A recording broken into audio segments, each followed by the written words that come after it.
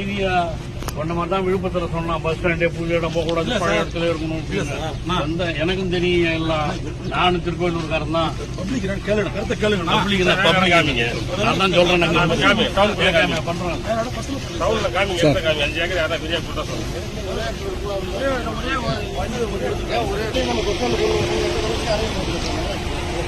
நான் பாத்துக்கிறேன். விழுப்புரத்தில் அவுட் ஆஃப்ல நம்ம வச்சுதான் பண்ணோம்.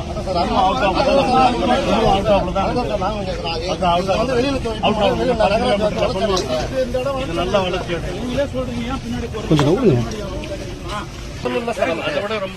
எதுவுமே இல்லையா சார்? 5 ஏக்கர் வரவானா வாங்கி தானே சொல்றோம். வளர்ச்சி அடையா இல்லையா பாரு சார். நம்ம தேர்வு செய்யணும் சார். ஒரே இடத்த நம்ம தேர்வு செஞ்சு அதே நம்ம பிளான் பண்ணிக்க முடியல சார். 4-5 இடத்த நம்ம தேர்வு செய்யணும் சார். கண்டிப்பா அது நீங்க அதை பத்தி எதுவுமே கருத்து கணிப்பு எதுவுமே வைக்கலையா சார்? கருத்து கணிப்பு கேட்டுலாம் வைக்கிற மாதிரி பஸ் ஸ்டாண்ட்லாம் சார். பஸ் ஸ்டாண்ட் அந்த மாதிரி கேட்கும் போது நான் கருத்து கேட்பு என்ன பண்ணாங்க தெரியுமா?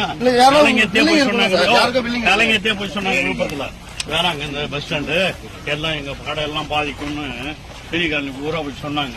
அப்ப நான் தான் சொல்லி அது வந்து ஏறி போற போக்கு இடத்துல பர்மிஷன் வாங்கி நல்லது செய்யணும். நல்லதுதான் நானும் செய்யணும். சொல்லல இதுவும் நல்லதுக்கு தான். கண்டிப்பா பாரு எப்படி இது டெவலப் ஆகுது. நமக்கு 5 50 ஏக்கரை வச்சு நாமளா பண்றாங்க விழுப்புரத்துல. ஒண்ணுமே இல்லாத இடம். நம்ம ஒரு 4-5 இடத்த தேர்வு செய்து அதை ஒரு இடத்துல நம்ம செலக்ட் பண்ணதான் நல்லா இருக்கும். நானும் பாக்குறேன்னா சொல்லு. கண்டிப்பா பாக்குறேன்னா சொல்லு கண்டிப்பா பாக்குறேன்னா சொல்லு. ஐயா பொதுமக்களுக்காக ஏதாவது ஒரு நல்லது செய்யணும். ஒரு அடுத்து டெவலப் ஆகணும்ன்றது அந்த மாதிரி எவ்வளவு தூரம் வர பஸ் ஸ்டாண்டு கிட்ட பப்ளிக் எப்படி வருவாங்க? வயசானவங்க எல்லாம்